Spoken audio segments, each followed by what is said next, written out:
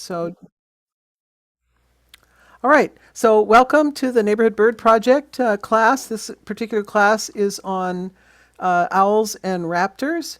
And I'm going to do a little bit of an experiment here and start you out instead of right away going to identification of species. I wanted to show you a couple of videos that illustrate how special these owls are with their adaptations. So, um, here's the first one I wanted to show you. Let's see here.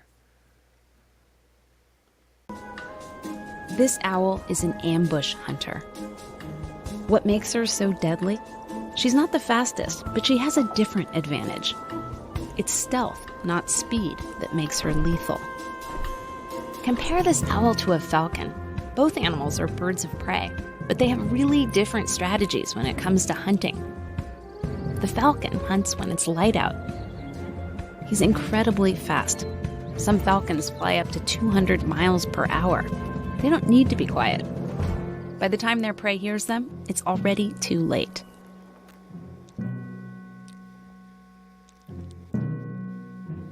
But owls have another strategy.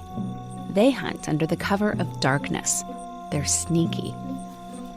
She has incredibly powerful night vision, and she can zero in on the location of even the smallest noise. Air rushes over her wings as she flies. In most birds, that's noisy, but with owls, there's almost no flapping sound, no rustling. It's quiet.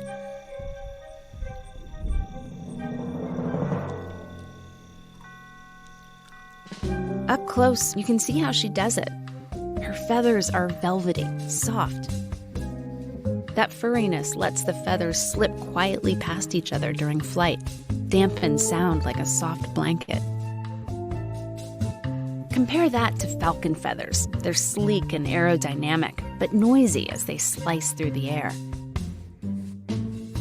And here's another thing. See those projections along the leading edge of the owl's wing, like a pointy comb? Those break up the wind as it flows over the top of the wing. The feathers at the trailing edge of the wing break up the wind even more. Compared to a falcon, these feathers look kind of jagged, right? But that jaggedness means almost no whooshing sound that would alert their prey. And overall, owl wings are bigger, wider than a pointy falcon wing, so they're slower, but they have more lift. The owl doesn't need to flap them as often. Less flapping means less noise. We often fear what's fast. Speed and danger seem to go hand in hand. But owls have given up on racing through the day to become champions of sneaking through the night. This owl is an ambush hunter. Okay, so that's one thing that distinguishes owls, which is the fact that their feathers are fringed, which breaks up the air, and so they fly silently. You can't hear an owl coming. Here is something else that makes owls special. In fact, the owl's whole head is designed for listening. So we're going to look at two owls in this video. One is a barn owl, which we do get in small numbers in the neighborhood bird counts. The other bird is that we'll see. The other owl is a great gray, which we don't get. But I wanted you to see how its anatomy helps owls, because it's certainly not unique to the great gray. So let's watch this. Its distinctive round face is shaped like a satellite dish, specifically to detect sound.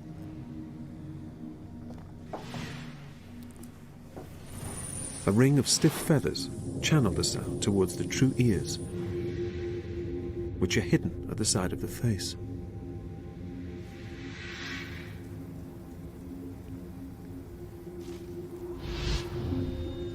Some species of owl have one ear opening higher than the other. This unique adaptation allows the owl to work out what height a sound is coming from, as well as the direction. Sound arriving at the left ear before it reaches the right tells the owl it's coming from below.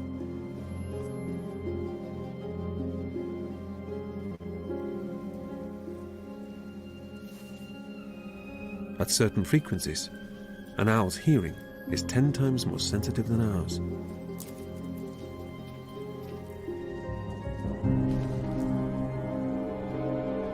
This extraordinary skill means this great grey owl can locate its prey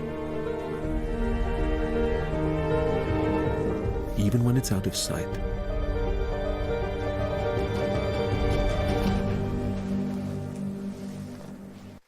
In fact, the owl's whole...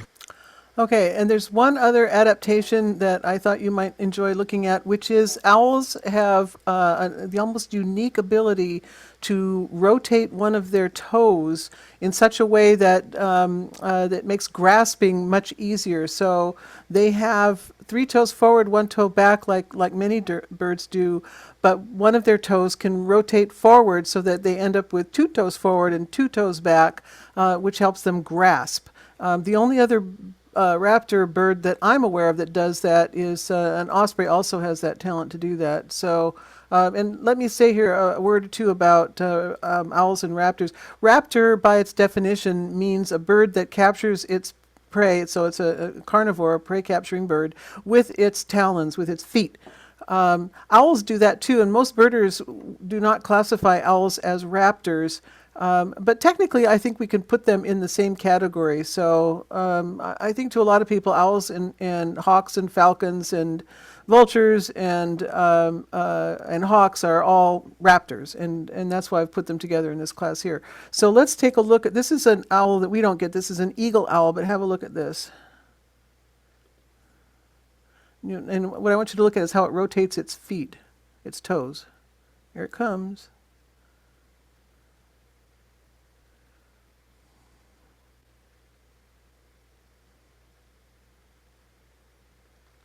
And grab.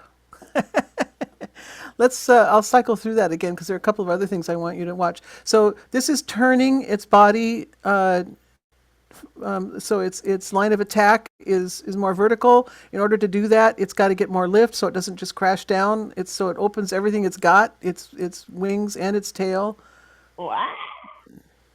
to get enough lift to control its flight. And then also notice how fluffy the feathers are. So this is another one of those silent flyers. Look at how big those wings are. And look at how focused the eyes are on its prey. Just never take them off. Wow. Love that video. Whoa. That's great. That's great. Isn't that a wonderful video?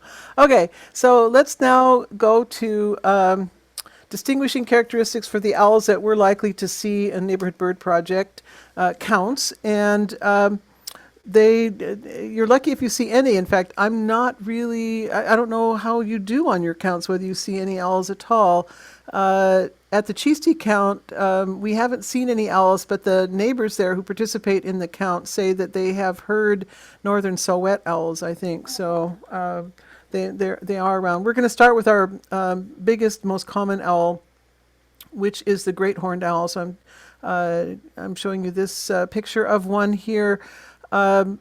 One thing to notice about great horned owls is there are something like 15 different subspecies, and the coloration for the different subspecies varies.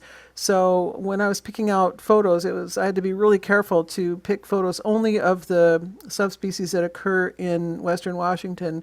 So these really would be colored the way that you would see a great horned owl in our part of the world. So let's start here with we'll start with the face here, and you can see first of all these are the horns that give it its name. They look like ears, but they're not horns and they're also not ears. The owl's ears are back here covered up by feathers. These are just feather tufts that stick up, and we don't really know why great horned owls have these feathered tufts. They can move them around, they can make them flatter, or they can poke them up like this guy's doing. It might be a signal to other owls, the way that crests are in birds like Steller's jays, but we don't really know.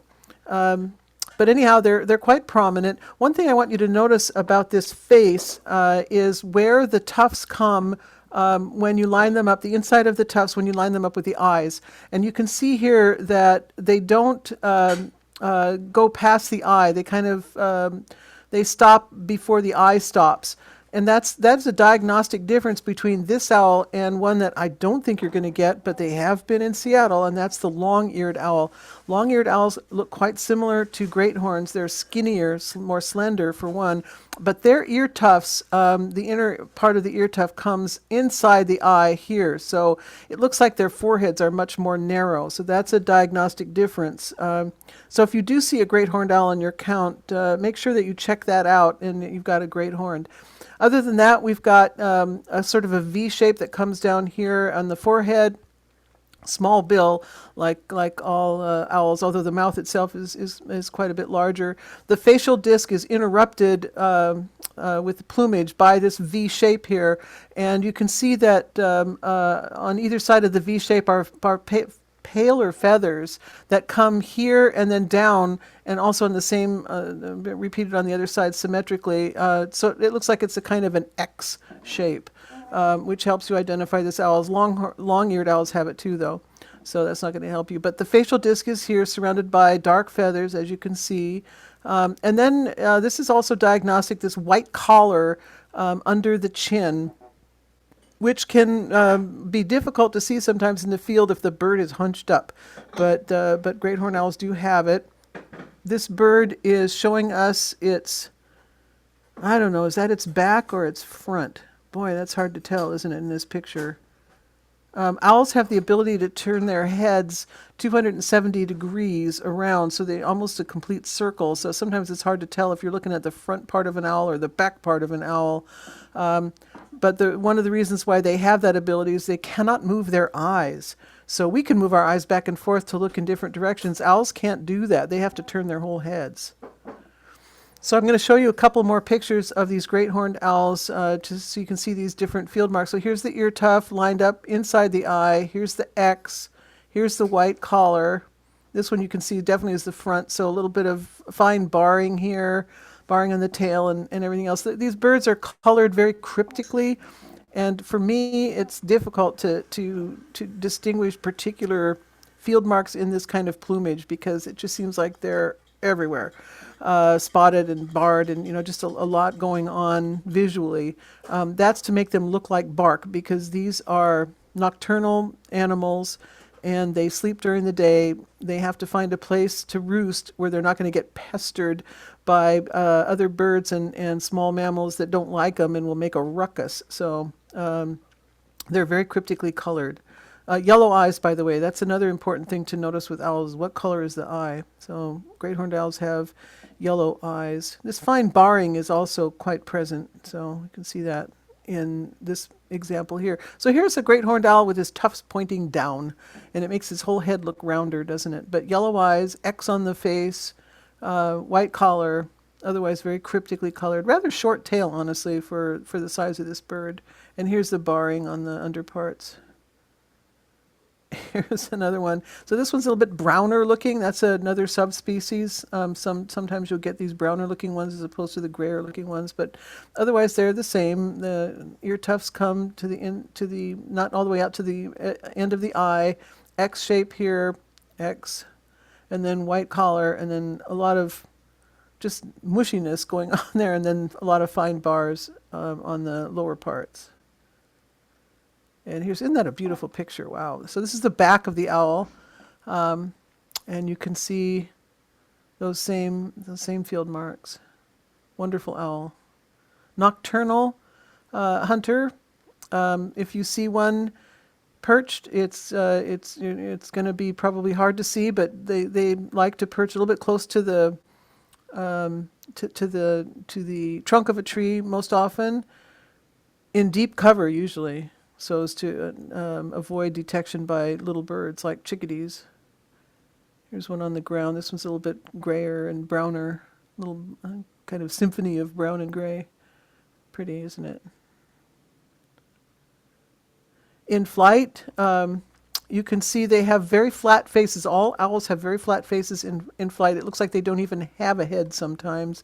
But here you can see with them stretched out, the collar is really quite broad. A lot of them have this white stripe down the center too. And then not a whole lot of field marks to go by on the underwings. Here's another one. You can see how flat that face is. Great horned owl. Let's listen to a great horned owl.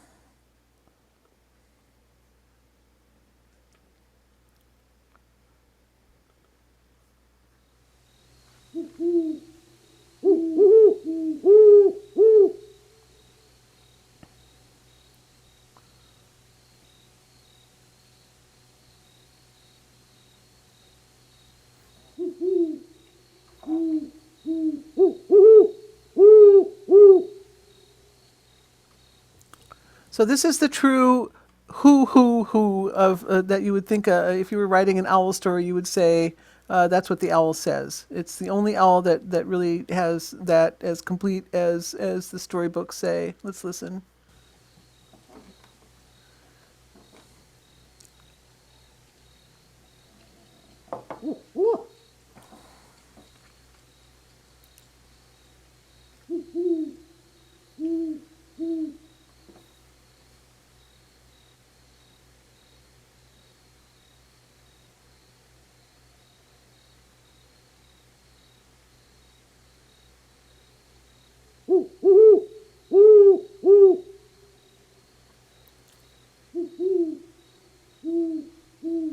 So I think that's two owls talking back and forth to each other, if I'm not mistaken.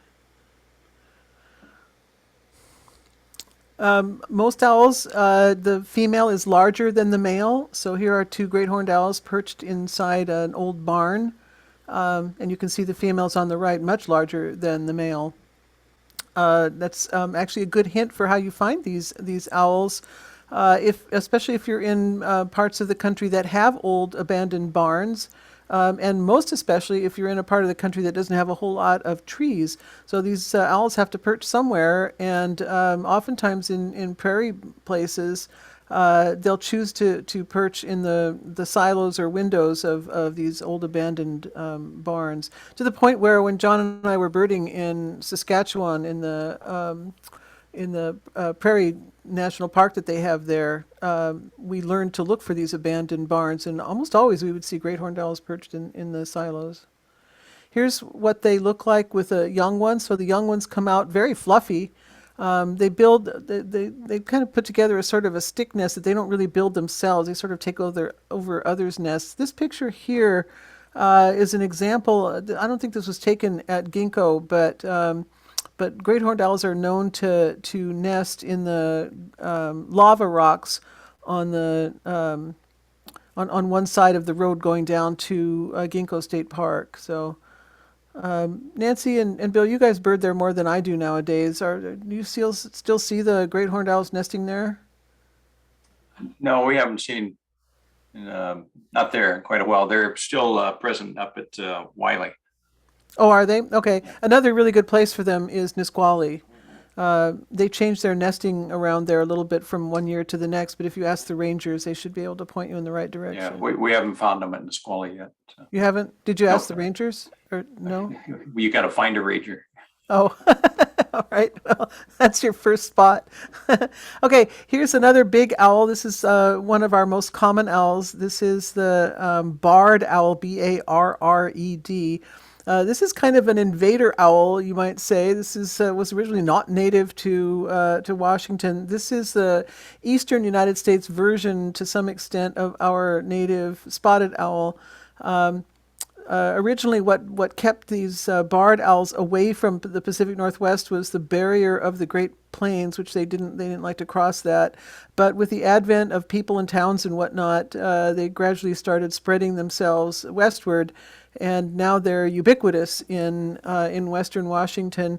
It's an unfortunate kind of situation because they are displacing the spotted owls. So barred owls are more aggressive than spotted owls. They're a lot more. They're a lot less finicky about what they eat, so they can occupy a lot more different niches than spotted owls can. Spotted owls prefer to eat flying squirrels, so they're very much an old growth forest bird. But the barred owls, they can nest right next to people. They don't care. And they'll eat many different kinds of prey. They're not fussy about that either. They're not shy. They're very aggressive, especially in breeding season. They'll actually attack people and dogs if you get too close to their breeding habitat, especially their nests.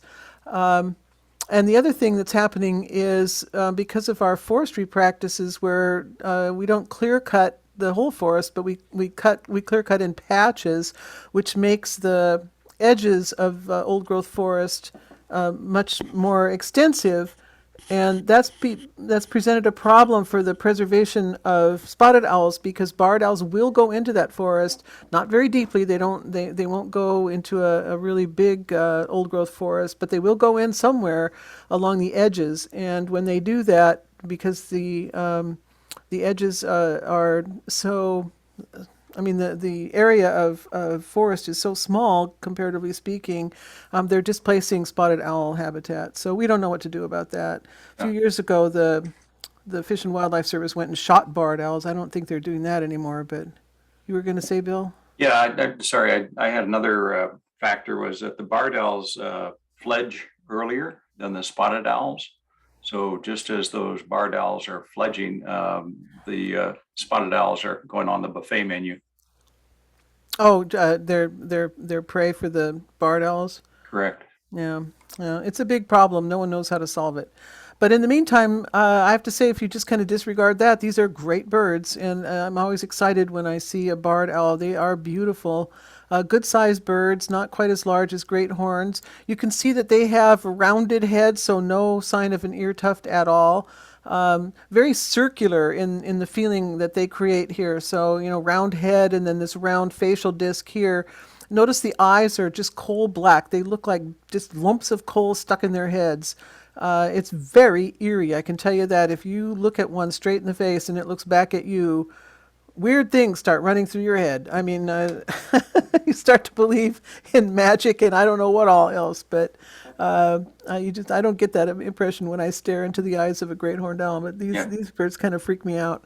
I think they can suck out your soul. They can suck. Yeah, they look like they could, don't they?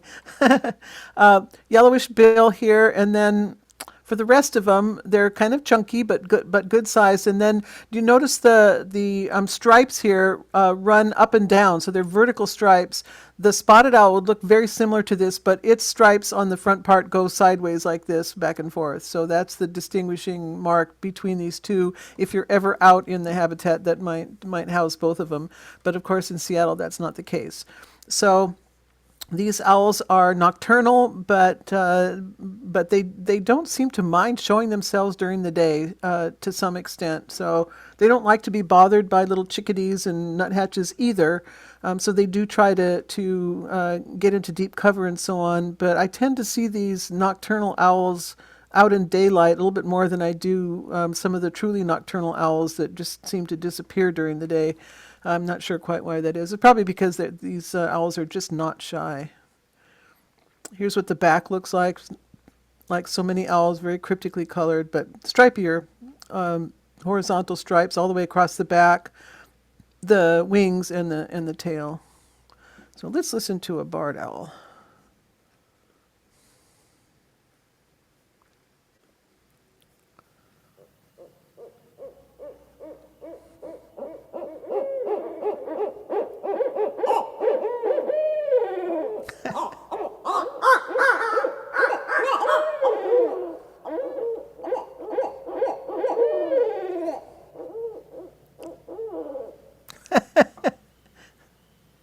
So they have a kind of a hoo as well, but it was kind of hard to hear it in all of that symphony of barred owl calls. But it's like they'll do a little bit of hooing, and then they kind of throw in a big long trill, which is characteristic of them. Let's listen again.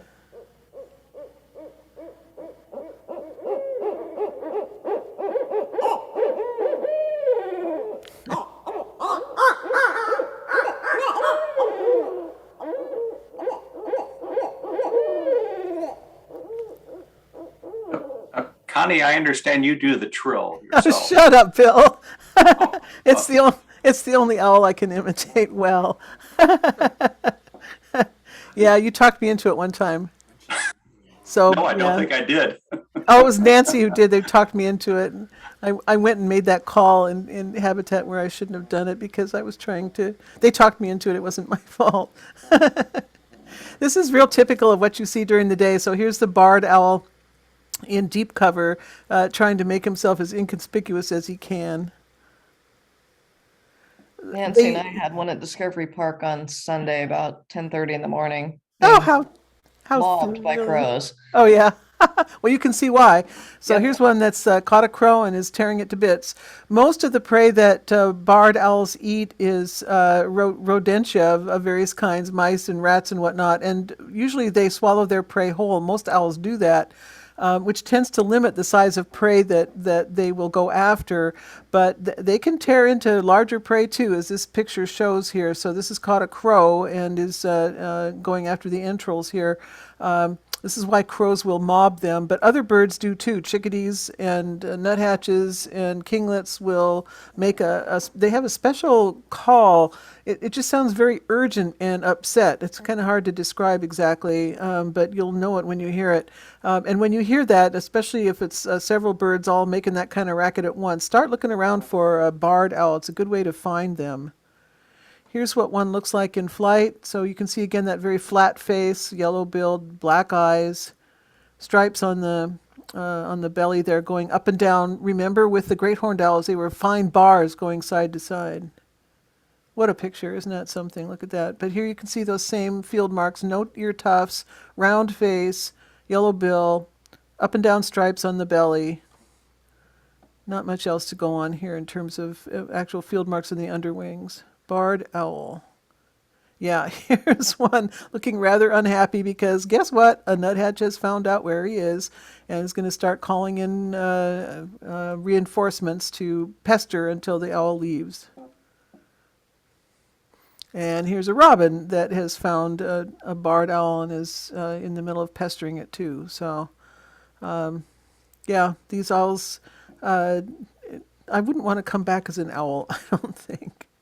All right, here's another owl that is prevalent in a lot of the Neighborhood Bird Project places. Most particularly, there's nest box in Magnuson, which is quite famous.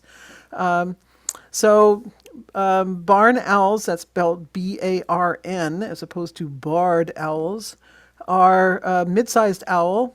They're the whitest owl that we get, except for the occasional eruptions of snowy owls. They're just beautiful. They have this heart-shaped face.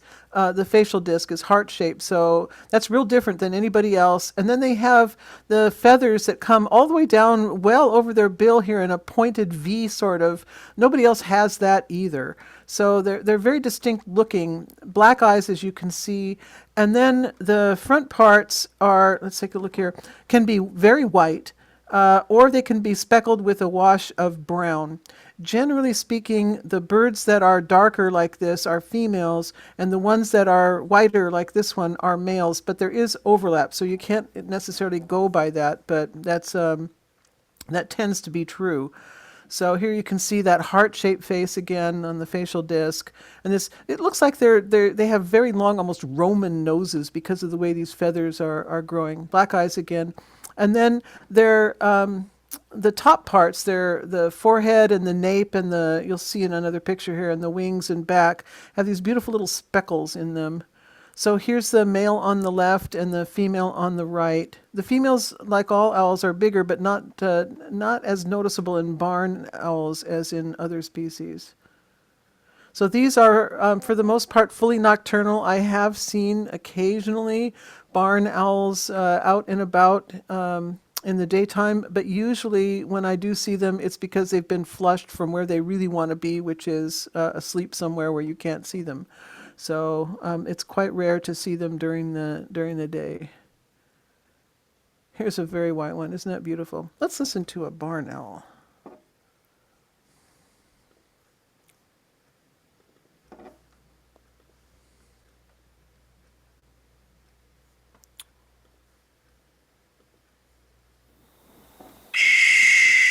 Yow.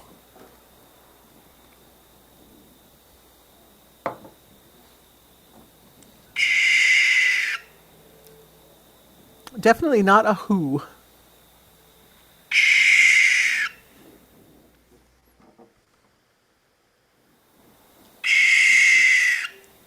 Okay, that's enough of that. So it's it's a real scream.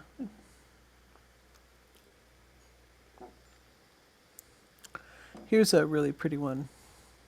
They're all beautiful. I love these owls. They do show up at Montlake Phil on rare occasions. I think they come from Magnuson to hunt the Phil sometimes, but you have to wait till full dark before you see them. And what the back looks like is beautiful. I was sitting on my camp stool at the Loop Trail one night and waiting for one to show up that had been being seen there every night around 9 o'clock. And sure enough, 9 o'clock rolled around. It got to be more or less full dark, and way off toward the lake, I could see him flying around. But it flew up the trail toward me, and flew past me, only about 10 feet away. And as it flew past me, it turned its head and looked at me. I've never forgotten that. Wonderful experience. Look at how beautiful that is. Wow. Barn owl. They're called barn owls because they really do nest in barns, especially in farming areas. They have, I think, the most acute hearing of any of the owls, because they are so nocturnal. They have good night vision, but if it's really dark, they can't see either. So they hunt by sound. Another one. I just can't stop looking at them. Look how flat the face looks when they're flying, just like they don't have a head at all. This picture was taken at Magnuson, so this is the nest box, and here's an adult bringing a rat to a very excited baby. Okay, this is the short-eared owl, and this one it's possible to see this bird in open areas. These are open area birds. You're not going to see them in the forest. So places like Genesee, you might see one occasionally, or places like the fields of Discovery Park, you might have them. They do show up at the Phil. They used to be a lot more common because they used to breed at Magnuson, and I don't know that they've done that lately, but maybe they're starting to again because these short-eared owl sightings are getting to be a little bit more common at the Phil. Never common though. You're always lucky if you see one. But each year we've had sightings by multiple people of at least one bird. So the best place to see these birds, if you're interested in just seeing them, is up in the Skagit, where they're pretty common actually. But like so many of these owls, they have a round facial disc, very stripy on the head, yellow eyes, notice, and then very fine streaking on the underparts here, and otherwise kind of just brown. Here's another view of one. Sometimes the breast and belly are washed with a sort of beige. Other times it's more of a real pale, not white exactly, but more ecru, I guess you could say. Once again, notice the yellow eyes, black bill. Here, this one's all fluffed out, but even here you can see these very fine streaks. So short-eared owl. Let's listen to a short-eared owl.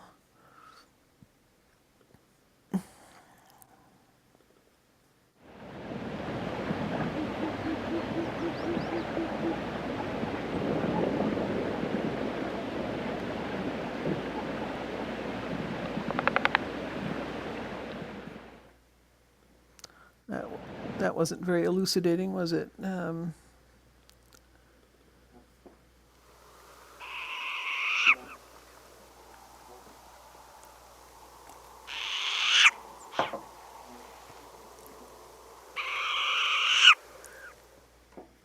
wild sound.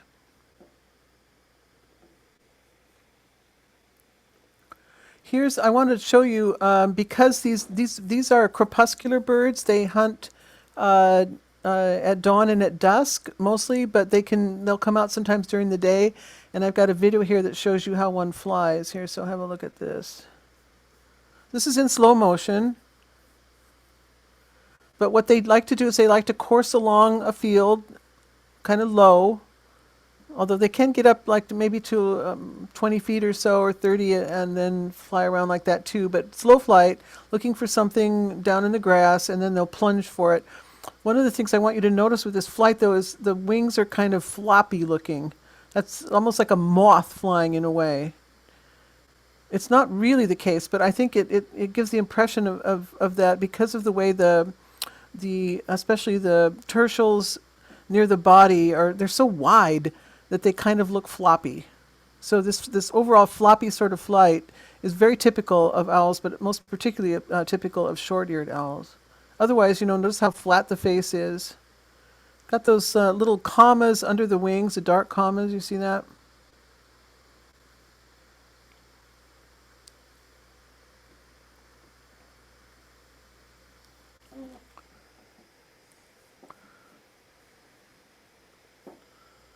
Okay. Short-eared owl. Here's one turning its head. So this is the back of its head. You can see how far they can turn their heads. And here's another one. One coming in for a landing. Here's that comma I was telling you about here, otherwise very pale under the wing. See that here again. All right. I don't think I showed you a picture that showed their little horns. They're called short-eared owls because they have little tufts on the tops of their heads. I don't think I even have a picture that shows that. I thought I did. It's about as close as you're going to get. You can just barely see one up there. They don't show that very often. Usually their heads are just round, but they can stick their little horns up if they feel like it. I don't see that very much, though. I don't know that I've ever seen that in the field. Okay, here's one of our smaller owls. So this is a northern saw-whet owl. They're about the size of Christmas tree ornaments. They're very tiny owls. Yellow eyes. And streakiness on the forehead here, coming down into a sort of a V, so you get this X shape again, as you do with great horned owls. But of course, you would not mistake this for a great horned owl. So here is this picture was actually taken at the Phil, and you can see it's got stripes going up and down, much broader stripes than we saw in the barred owl, for example, but fine streaks on the forehead. Once again, yellow eyes. Northern saw-whet owl. This picture was also taken at the Phil. So during the day, these are nocturnal owls. During the day, what they'll do is they'll get into extremely dense cover, so dense that they're almost impossible to see. And oftentimes it's in a conifer, especially cedar, as you see here, and oftentimes near water. So this picture was actually taken near one of the sloughs at the Phil in one of the cedar trees there. A way to find these owls is to look for their poop, basically, which is white, and that's true for all owls that aren't cavity nesters, but like to perch out on a branch somewhere. They will usually roost in the same place day after day after day, so the poop accumulates. And so one thing to do is to look at the ground as you're walking around doing your counts and see if you see little piles of poop, or sometimes you can see little owl pellets. So because these birds mostly eat their prey whole, they can't digest all the parts of their prey, so teeth and bones and claws and so on get compacted with sometimes fur or feathers, depending on what the animal is that they ate. And then they'll cough these owl pellets out. And oftentimes they'll do that in their daytime perch, so you can see little owl pellets on the ground sometimes too. So if you look for those kinds of signs, then start looking around for an owl, or of course, listen for the chickadees and so on. Here's another picture of one. Northern saw-whet owl. And again, very plain on the back. This picture was taken in the atrium at Montlake Phil in the Center for Urban Horticulture. This one got itself in there somehow, and it was very confused, and so no one knew what to do with it. So in the end, what they did was they opened up all the doors and windows and just hoped that eventually this little guy would find its way out, which it did. So northern saw-whet owl. Let's listen to a northern saw-whet owl.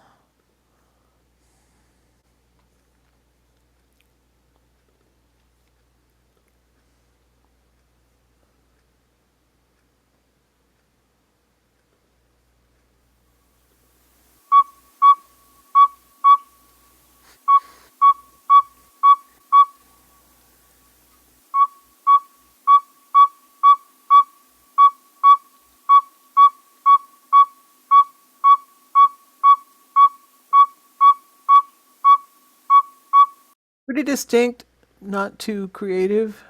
We can use that word. Here's the size of it. You can see how tiny these owls are. Really, just the loveliest little creatures ever. Here's what the young look like. The babies are completely different. They've still got that big X here, but otherwise they're dark all over. Look at how black the facial disc is, and there's no trace of any bar or streaking on the chest or belly or anywhere. So they'll retain that plumage for a while and then lose it. Here's our next small owl. This is the western screech owl, which in our part of the world, unlike the eastern screech owl, doesn't really screech very much. These owls are getting to be very uncommon because they are the prey of great horned owls and barred owls. So there used to be a pretty good population in Seward Park. I don't believe that the Seward Park people say they have them anymore, but the neighbors at Cheesty say that they've heard this owl. So this is one to keep your eyes open for. So notice that the eyes are yellow, as the Sahuet owl's eyes are too.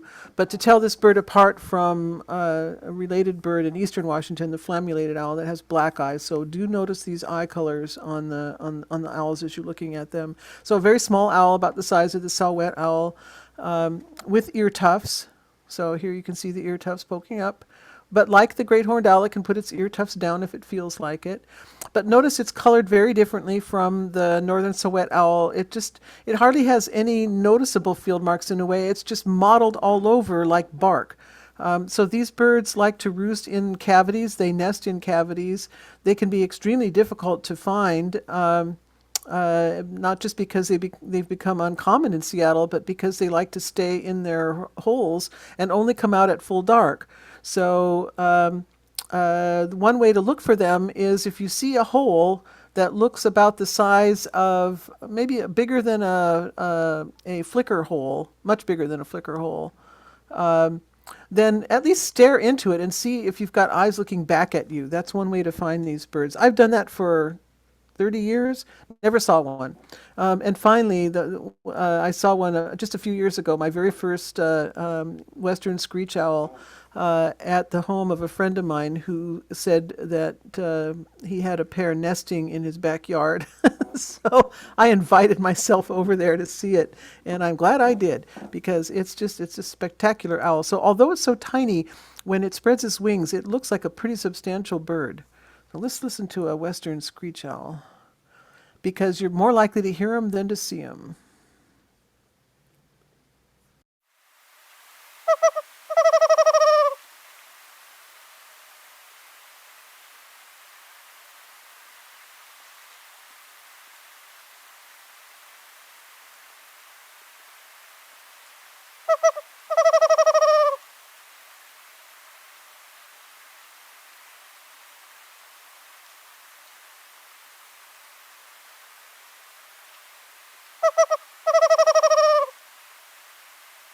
So that's the western screech owl.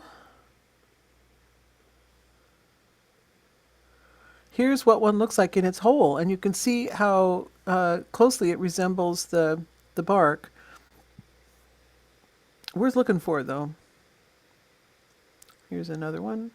You can see that it's hard to even describe the field marks on the plumage, because it's just so mottled to be like the bark of a tree.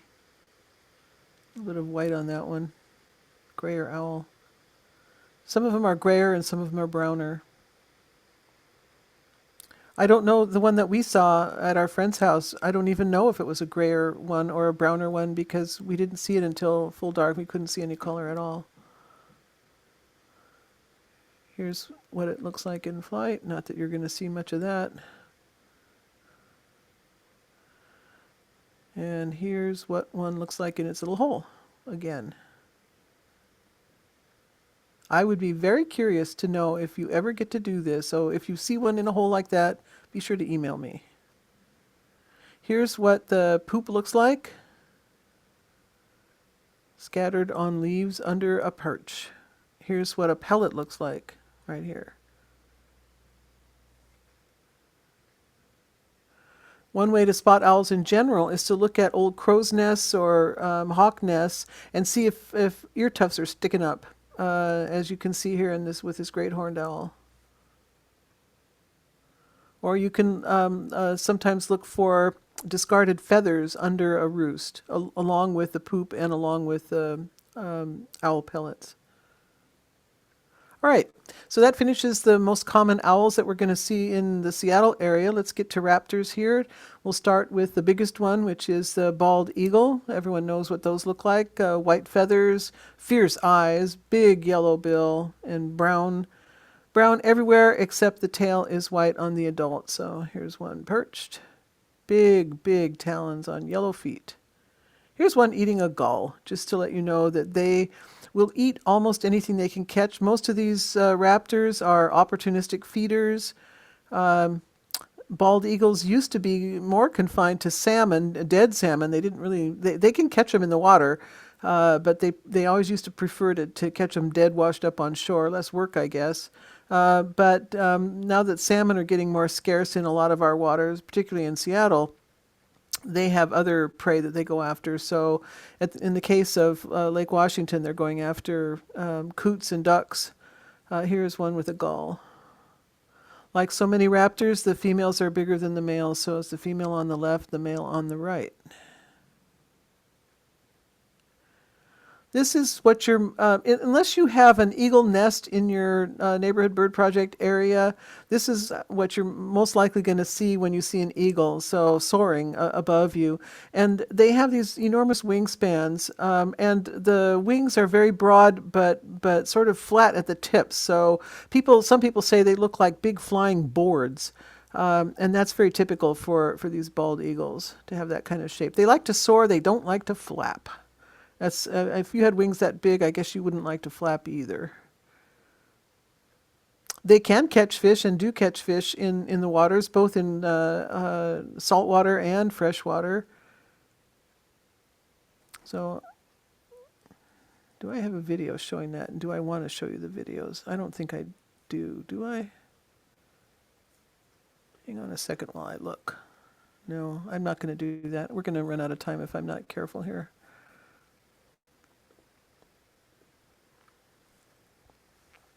Here's what the juvenile bald eagles look like. So it takes 4 years for a bald eagle to reach maturity, and they go through various plumages as they do.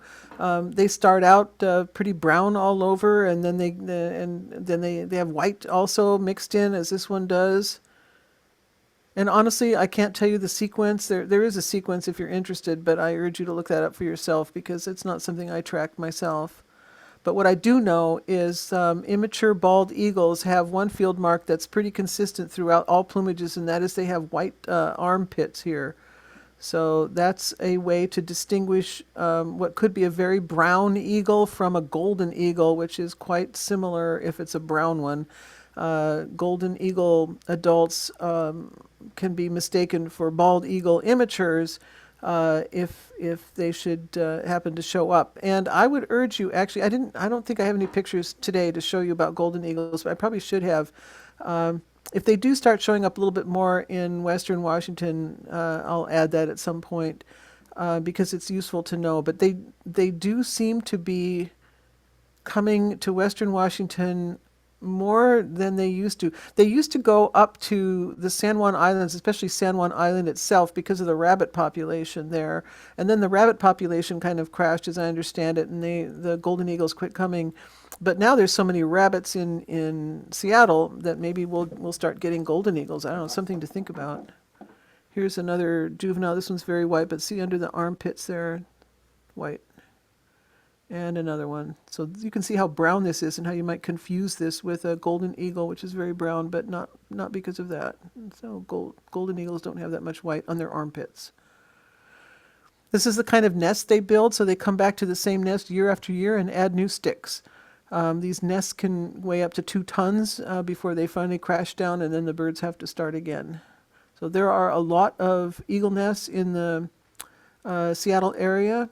And I don't know if we've reached the carrying capacity of Lake Washington yet or not, but we've got to be getting close, I would think, because there are so many nests around. It's a very successful bird. All right, here is another eagle. It's a kind of eagle, a fish eagle. This is the osprey. So bald eagles are year-round birds in Western Washington. Ospreys are not. Ospreys are summer birds. They winter in Brazil. They pretty much exclusively eat fish.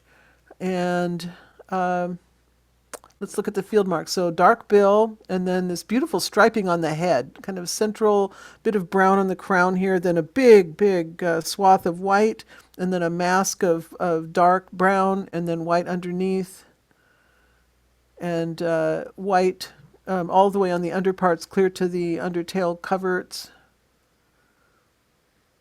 There's a little bit of variation in the chest here. Some birds have more of a collar of brown, and some birds not so much. So this one's very white, and this one has mottling. Bill, is that, as far as you know, that's because the females are more mottled? Is that right? I think that's correct. The female I saw on the pole today, the film was very white. Looked like on the chest. Okay, all right, Carl. Well, you can tell them apart usually, and sometimes even identify individuals by the amount of streaking of brown on the chest here. So here's two of them in their nest. They, like the bald eagles, return to their same nest year after year and bring new sticks. So the nests are almost always within sight of water because they depend on fish. Here's another one.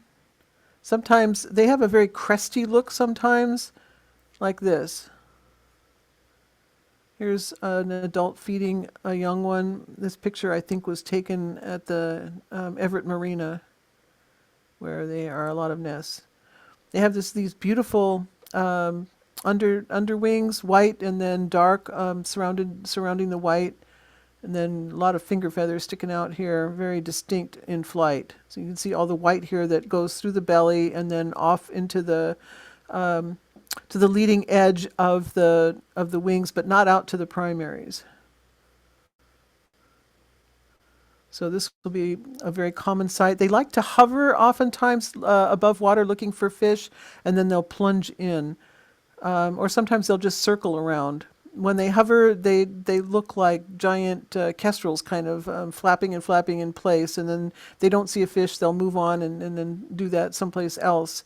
But sometimes all they do is soar too, so it can be kind of depending on what they like to do. When they dive for fish, oftentimes they'll go all the way under the water with these great big long talons. I don't know if I've got a picture of that or not. Yeah, here you can kind of see the talons sticking up. Very, very sharp talons, equipped to grab onto slippery fish. I don't know if you, yeah, here, look at those. Like the owls, they have the ability to rotate one of their toes around so that they can grasp the fish better.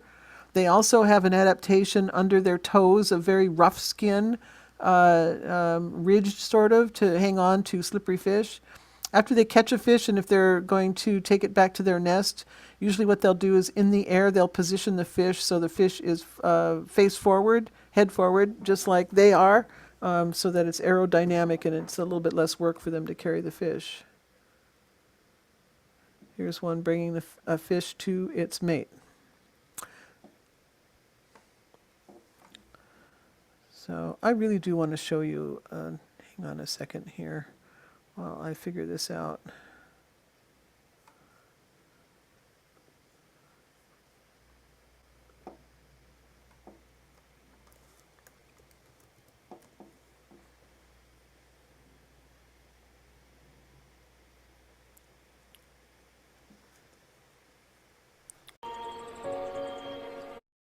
That's not the one I wanted. Yeah.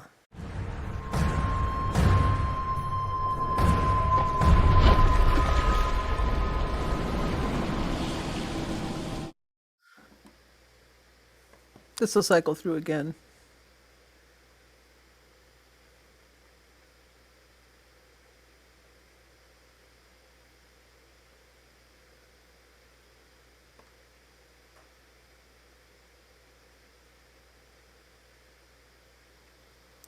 So you see the white going all the way to the like 2/3 of the way down the wings, and then a little bit of dark, and then dark tipped on the underside. Stripy look to the head. He won't let go of his fish, and the fish is very heavy, so he's trying to use those powerful wings to lift himself and the fish up out of the water. He's pushing the air down. You can see that. Here he comes. And he finally did do it. Look at the fish jumping up, feet forward, under all the way. Isn't that spectacular? You can see this at the Phil and many other places around town, and it's a wonderful thing to see, honestly.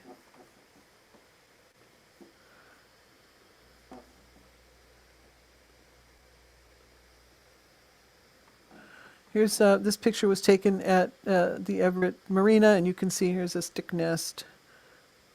They will build their nests on top of light standards, or sometimes platforms. Here's what the back looks like. A bit of white mixed in with the brown feathers, otherwise kind of a plain back. All right, here is another raptor. This is a northern harrier. And one of the interesting things to notice about this bird is how owl-like it looks. It has a facial disc. I don't know exactly if that's because it's trying to hear the prey as it hunts. I'm not honestly sure about that. Because the way it hunts is over fields or marshland, cattails and so on, low to the ground, slow flying, and cruising back and forth looking for prey, and then it pounces down, but not very far because it's not flying very high. The males look completely different from the females and young. So the males is beautiful gray, pale gray, and then trailing edge of black. Just absolutely spectacular bird. Look at that. So tips on the upper wings, the tips are black, a little bit more black underneath here, especially on the trailing edge. And then this is a diagnostic field mark. This white rump is present in all plumages, males, females, and immatures. Here's another view of one. Gorgeous bird, really. Here's either a female or an immature. It's hard to tell, but you can see that they're in shades of brown. Another thing to notice about these birds is the wing shape. So it's a very long wing proportionately and narrow. And the tail is also proportionately long. So you can see that here. And here's the diagnostic field mark of that white rump. Now, one of the things you have to be careful about when you're trying to identify northern harriers is this white rump, because some Cooper's hawks they don't have white rumps. No Cooper's hawk does. But Cooper's hawks have a lot of fluffy white feathers right here, and sometimes the wind will blow the white feathers up over the rump area, and it can look at first glance as though you've got a white rump there, and so therefore then you say, oh, well, that's a northern harrier. So just be a little bit careful and aware that you do have to really see that field mark and make sure that it's a rump and not fluffy white feathers. So now we're coming to the red-tailed hawk. So let's see here. Red-tailed hawks are very common in Seattle, especially in the wintertime. They really do have rufous tails, most of them. There is a color morph called a Harlan's hawk, which is sort of brownish, dusky here, and patterned, but not an organized pattern. So I don't think I even have any pictures. They're pretty rare. One of the field marks when they're perched like this is they have what's called an indistinct belly band. So that's a little bit of modeling here. It can be very wide. This one goes from here to here, sometimes a little bit narrower. It can be in different colors. These birds come in different colors. They can be hard to identify for that reason. But they all have this indistinct belly band. So it is a band of color, but it's not a very solid band. So here's what I'm talking about here. So this one is... you can see the indistinct belly band here. So a color break between the throat and chest and the actual belly, or I should say maybe getting down to the undertail cover, to the rump. The other diagnostic field mark with these birds is this area right here is called the patagials. So this is dark in red-tailed hawks. Nobody else, none of these other hawks have that. So if you see this kind of dark area right here, in the almost like the leading edge of the inner wing, underneath, so it's the underwing, and an indistinct belly band, you've got a red-tailed hawk, regardless of whether the tail is red. So that this plumage color of the belly band and the petioles is true in all plumages, including the juvenile. So this is a juvenile, and they tend to have wider throats. Here's one. So kind of white throat or breast, not throat exactly, but I guess you could say breast. And then here's the belly band, indistinct belly band, and then the tail is banded. So they look quite different from the adults. They don't have red tails. But you can tell them because they've got this indistinct belly band. And if they were to open their wings, they would have that patagial area there, as I told you. The back can look mottled or pretty solid, as in this one. Here you can see the red tail. So red-tailed hawk. Here's one in flight. Here you can see that mottling that is often present on these birds. It's the patagials. They also have a kind of a comma as you get out to the end of the primaries. Here you can see that here. Here's the patagials. Here's the belly band, indistinct belly band. So a lot of times people have trouble identifying these hawks because they come in so many different color variations, all in the scheme of beige, brown, reddish brown, and so on. But if you see this field mark, that's diagnostic, and so is this. They are very large. Yes, they're a large bird. That's quite true. The wing shape is different from the osprey, so you can see how much broader the wing is and relatively shorter compared to the osprey, and the tail is relatively short compared to the northern harrier, for example. So they have this kind of characteristic dip in the wings here as you get kind of to the middle of the wing. It seems like it's broader here. So it kind of looks like almost like a little half circle. That's very characteristic too. Yeah, you can tell them from way high up Yeah, sometimes like yes, that. yeah, from that shape. That's right. They do like to soar a lot. They'll get into thermals and go round and round as the thermal carries them upward. Like so many of these larger birds, they don't really care to flap that much. Their prey is rodents, so this is a very common bird to be sitting on light standards and on freeways.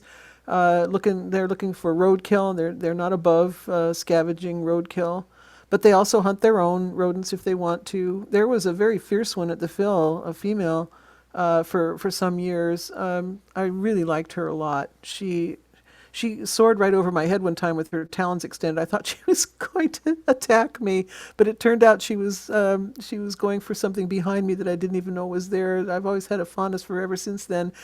So fierce that she would actually go after nutria, if you can believe that. Not full-grown nutria, but still. All right, now we come to two of the more difficult IDs, but I'll tell you how to tell them apart. This is the Cooper's hawk, and its cousin, a smaller version of it that looks almost the same, a sharp-shinned hawk. So Cooper's hawks have become extremely common in Seattle in the last 10 or 15 years, much more common than the sharp-shinned hawk. Sharp-shinned hawks now have become pretty much only winter birds, and not very many of them either. But these Cooper's hawks, I think Ed Deal told me, he's the Cooper's Hawk man, that he had something like 172 fledglings last year. I'd have to double check that, but it's a huge number. So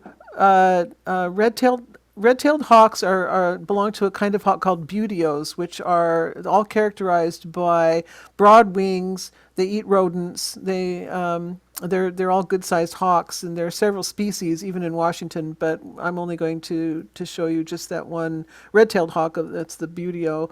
The Cooper's hawks belong to another family of hawks called accipitors, and these are bird-hunting hawks. So the Cooper's hawk's favorite food is other birds, and it's a lurker. So it likes to lurk in heavy cover and then come bursting out after a bird and capture it with its talons. So here are the distinguishing marks between Cooper's hawks and sharp-shinned hawks. I'm going to show you. It's right in here. So you see that this Cooper's hawk has kind of a short bill, very raptor, very pointy. All of the same color. It's gray, almost the same color as the back. But look, it's a cap. There's a color break here in the back of the nape between the end of the cap, the nape, and the back. And you can see this very, very clearly if you get a look at the back of this bird. That's true for the adults. The sharp-shinned hawk is different. It has its cap goes all the way down and joins the back. So one continuous stream of color down through the nape and into the back. That is the diagnostic difference between sharp-shinned hawks and Cooper's hawks. So here's the front of a Cooper's hawk adult, and you can see it's got this fine barring and then big bars on the tail here. Another field mark that distinguishes sharp-shinned and Cooper's hawks is the shape of the tail. When the tail is folded up like this, Cooper's hawks' tails tend to be more rounded, and sharp-shinned hawk tails tend to be straighter across.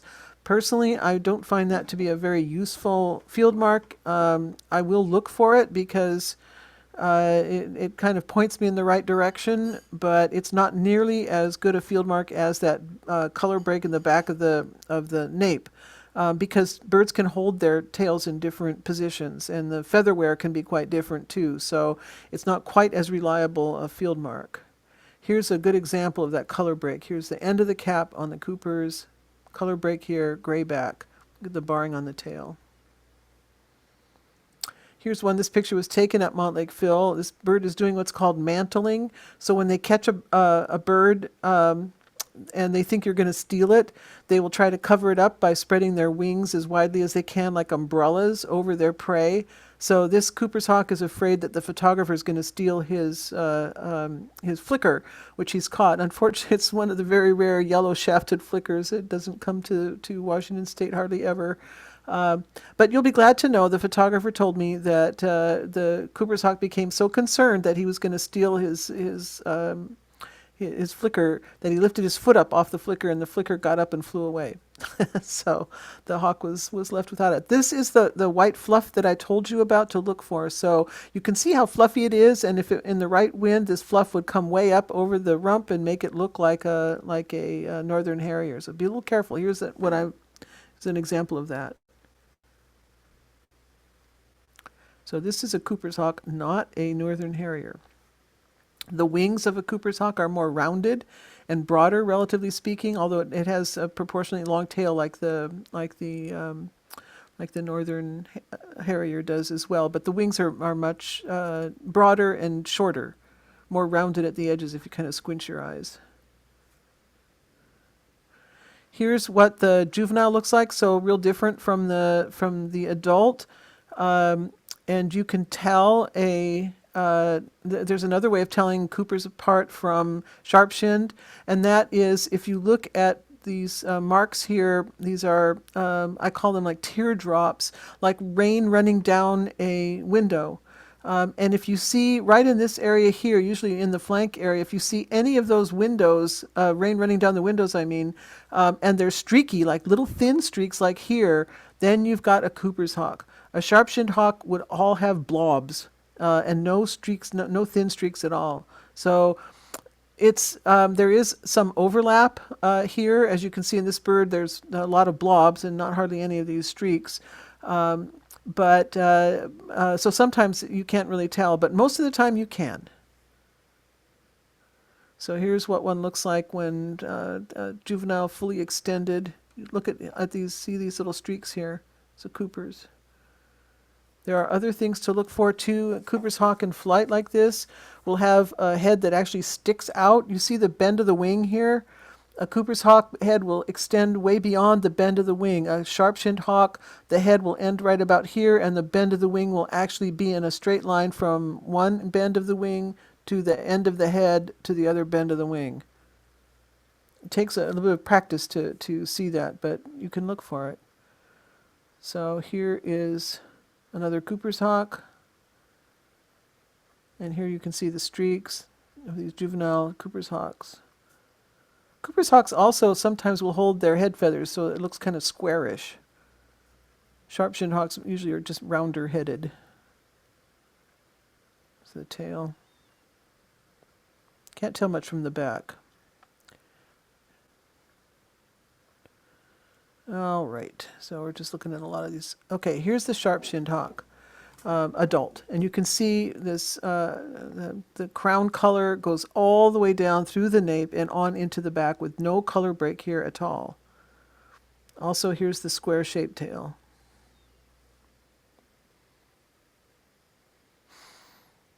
So if you're looking at the front of one, it's pretty hard to tell. You got to look at the back of the head. And if it doesn't show you the back of the head, you might say, well, I'm just doomed. And you might be right.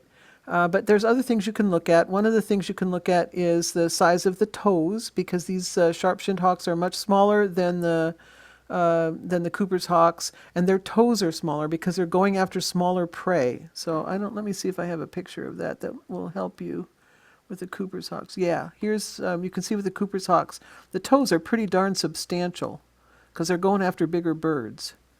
So if the toes are just really teeny tiny, like little pencil pipe stems, you're more likely to have a sharp-shinned hawk. And see, here's a sharp-shinned hawk, and why did I do that? Come on, go away, little picture here. The tail is square-shaped, but it doesn't look like it very much, does it? Okay, here is the juvenile sharp-shinned hawk, and see all these blobs here, especially on the flanks of the belly. We don't like this down here, though, do we? I don't like that at all. But I'm looking here more at on the sides, and it's all blobby with no thin streaks, so sharp-shinned. Here's the size difference you can see, but in the field, of course, it's difficult to see that, impossible, really. There is a difference in the flapping pattern. So the Cooper's hawks, all accipiters have the following flapping pattern. They'll go flap, flap, flap, flap, flap, flap, glide, flap, flap, flap, flap, flap, flap, glide. The Buteos will go flap, flap, flap, flap, glide, flap, flap, flap, flap, glide. The accipiters flap faster, but the sharp-shinned hawk really flaps fast. Flap, flap, flap, flap, flap, flap, glide, flap, flap, flap, flap, flap, flap, flap, glide. So the faster the flapping, the smaller the bird usually. But you can see the difference here once again with the nape. No color break, bit of a color break there. So this is a sharp-shinned hawk, and you can see how the head does not stick out as far. So if you were to draw a line from the bend of the wing here straight across here, the head is not going to stick out as far as it would with a Cooper's hawk. A Cooper's hawk would have the head well out to here. It almost looks like the sharp-shinned hawk doesn't have a neck. This you really kind of have to practice and see a lot of Sharpies before you're going to be able to tell that apart. But do try, especially in the wintertime, if you get sharp-shinned hawks in your neighborhood bird project. Okay, now we're coming to some falcons, and we have, I think, only two that I'm going to show you, the most common ones. This is our smallest falcon that's common. This is the Merlin. So Merlins used to be in western Washington pretty much forest falcons. That has changed when a pair started breeding just outside the nature shop at Seattle Audubon some years ago, and has since then been cranking out babies, and the babies have cranked out babies, and now Merlins have become an urban bird. And I think every park has as part of some Merlin's territory, including Montlake Phil. So like all falcons, they have dark eyes, very pointy wings. They are a dark bird, dark on top, and a lot of coloration underneath as well. So you can see how very dark they are. Hint of a mask like peregrine falcons have, but not as much. So, but generally speaking, kind of a dark-looking face, dark back, and a lot of color on the underparts here. This is very typical. So you can see that it does have a little bit of a mask coming down. All falcons do. It's a little bit harder to see in Merlins because the rest of their face is so dark, and this mask part here is a little bit narrower, so it can be a little bit difficult to see. This is mostly what you're going to see as it flies by as the underparts, which can be quite dark along with the wings. Here's another one. A little bit of color variation. These birds are probably the fiercest bird in all of Seattle. They're not very big. But they're not afraid of anything, and it seems to me like all the other birds are terrified of merlins. They go very fast, so they lurk in woods, in deep cover, and then they'll come bursting out, flying at a furiously fast rate, and just chasing down whatever bird they happen to feel is their prey, and they just basically outfly them. It's very hard to escape from a merlin once a merlin has you in its sights. They will eat dragonflies and other large insects as well as small birds and also little lizards and stuff too. So opportunistic feeders, merlins. Look at that. Wow. Just so fierce. Usually when a merlin comes through, it comes bombing through at a furious rate and the whole woods just goes silent. I was out at the Phil one time and watching a killdeer, which was trying to lead me away from its nest, so it was pretending it had a broken wing. It was dragging itself along, making calls and everything, and then it just froze in place. Like someone had shot it with an ice gun or something. And I looked around and I saw Merlin come shooting past at, I don't know, looked like 100 miles an hour, though of course it wasn't that fast. The whole place just was completely silent, and the killdeer was like it had been turned to stone. It just sat there as still as could be, hoping that the Merlin wouldn't see it moving, and it didn't. The Merlin just went right on past. I'm not sure it would have attacked with me being so close, but it gave me a chance to kind of share the fear with that killdeer. As you can see, this one is washed with more beige than some of them are. Another one. Merlins. Here are 3 young ones. Young ones look a lot like the old ones, like the adults. So merlins nest at the tops of trees, basically. They like conifers, it seems like, more than deciduous trees. There's a cadre of people, maybe you're one of them, who keep track of the various merlin nests. Merlins like they don't tend to nest in single trees. They like to nest in trees that are close by with other trees, tall trees. So it's one argument for keeping large trees in groves in Seattle. As you know, we're having a problem with keeping our tree cover, with our urban forest canopy is just being demolished because of all the development. And these birds are going to get affected sooner or later. So if you have an issue like that in your part of town and you have a merlin nest, please bring that up, because these are incredible birds. And the fact that they are nesting right here in Seattle is just amazing. This is our other major falcon, a more common one. This is a peregrine falcon in its bullet shape. So this is doing a stoop, and you can see it. Peregrine falcons have this heavy mask. That's called a helmet, really, with this mask part coming down. It's quite broad, fine barring across the underparts here. Here's another view of that mask. That can vary from individual to individual, but it's always present. Another one. So a much bigger bird than the merlin. The flapping pattern is powerful. These birds travel fast. They're the fastest bird in their stoop. They can go 200 miles an hour. When they're flying straight across, they're not going at 200, but they're still very fast. However, the flapping pattern, just like with the Cooper's hawk and the sharp-shinned hawk, is slower, relatively speaking, than the merlin. So it's still pretty fast, don't get me wrong, but the merlin, it flaps even faster. There's not a whole lot of rest these birds have when they're flapping. So as I told you, the pattern for Cooper's hawks and sharpshins is flap, flap, flap, flap, glide, and buteos, flap, flap, flap, flap, glide. There's not much gliding with falcons. They're flapping the whole time. So here's another one. And another one. Look at that fine barring under the wings and along the belly. Just so beautiful. These birds have changed their habits. They used to all migrate north to nest in remote areas of Alaska, basically. But then two of them, named Stuart and Virginia, after the streets near where they were nesting in on a tower, a skyscraper, began to produce young, and that was a big change that's been happening in other cities as well. So now a lot of peregrine falcons have lost the desire to migrate. They stick around year round, and have nests in the city.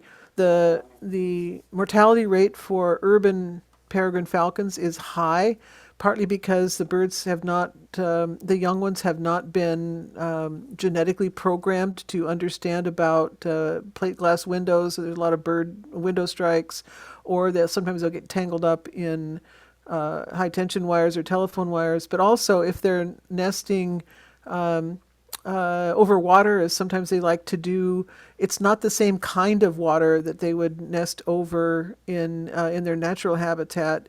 It's deep water. So if a young one falls out of the nest into deep water, like let's say there's a nest under the freeway bridge, and the young sometimes fall out. Well, they're going to fall down into the cut, basically, or Lake Union, and they can't swim far enough to get out of that. Whereas if they were in their native habitat up farther north, if they fell into water, it would be like usually a stream or a smaller pond or something like that, and they know how to swim to the edge of that and get themselves out of that trouble. But they don't in the city here. So sometimes I think what people will do sometimes is hope they'll get in boats and hope to rescue birds like that have that happen to them sometimes. So that's another danger that they face. So. The mortality rate for these young birds is high. On the other hand, peregrine falcons live a pretty good long life, and to replace them themselves and keep their population stable, they only need to produce two. So I think slowly over time, the peregrine falcon population is growing. Look at that. Isn't that just gorgeous? Another one. So this is very characteristic wing shape for falcons. Notice how pointy the wings are. This is true for merlins as well, and that's very different from, if you'll remember, the rounded wings of the accipiters, and the even more rounded wings of the buteos. So falcon wings are different. They're very pointy. They come to a sharp point, so they can be kind of long proportionately, but not as long as the northern harriers, but very pointy on the ends. That's for speed. Here's a juvenile, just kind of stripier overall. You can see the difference in the facial mask here. So I just brought this picture to show you wing shape here. So these are two starlings, which you wouldn't mistake for peregrines. But I want you to start noticing wing shapes of these birds as they go overhead. It's something to pay attention to, not just because you're supposed to count the birds that are overhead, but because it will help you just in all of your birding to pay more attention to these wing shapes of birds flying by. And starlings have this characteristic kind of triangular pattern here, a short arm bone here, and very broad wing, but coming to a point. So is that a wing shape built for speed? And the answer is no. It's more of a wing shape built for flying at a more leisurely pace, and maybe a little bit of maneuverability, although you would expect the wings on the end for maneuverability to be rounded. But look at the difference between that and this bird here, which is built for speed. So, or here's a good one once again. So different wing shapes produce different flying abilities, and that's something to just kind of pay attention to as you bird. So that's my show for tonight, and if you'll be a little patient, I'll clear out some of these things here, and just for the heck of it, I'll show you a peregrine skydive. I think you might like this video. The peregrine falcon. Desperate to feed her chicks, she locks onto her target, a fast and agile pigeon. Time to turn on the speed.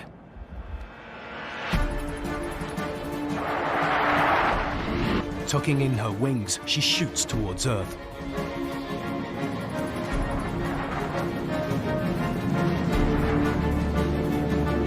Her teardrop-shaped body, the height of aerodynamic design. Within seconds, she has reached her terminal velocity of 200 miles per hour.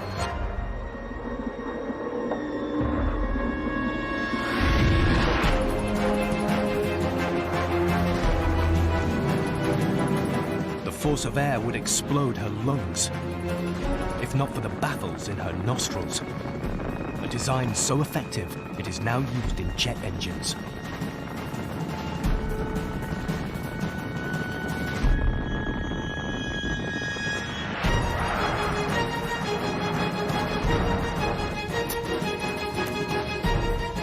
Nictating membranes wipe her eyes to clear them of debris and stop them drying out. She prepares for impact, a maneuver requiring split-second timing. But the pigeon spotted her. The peregrine falcon. So not every attack is successful. I'm going to stop sharing, and we'll answer any questions if you have any. You have to unmute yourself. Hi, Connie. This is Tony. This was really helpful today. Thank you. I'm curious. I've seen a kestrel up in Spencer Island Park in Snohomish near Everett. Would we not see them in any of the neighborhood bird counts? The answer is, for some reason, over the last several years, like I'm talking about the last 15 years or so, kestrels have declined in their populations. No one knows why. But recently, when the last, I'd say 3 years or so, the population seems to be recovering. So the answer is maybe. The time when you should look for American kestrels in particular, and I'm talking about historical records at the Phil that go back, a long ways, even in my lifetime, is in August. So they are migratory, and you have a good chance of seeing them in August. They like to time their migration to the same time as the maturity of grasshoppers.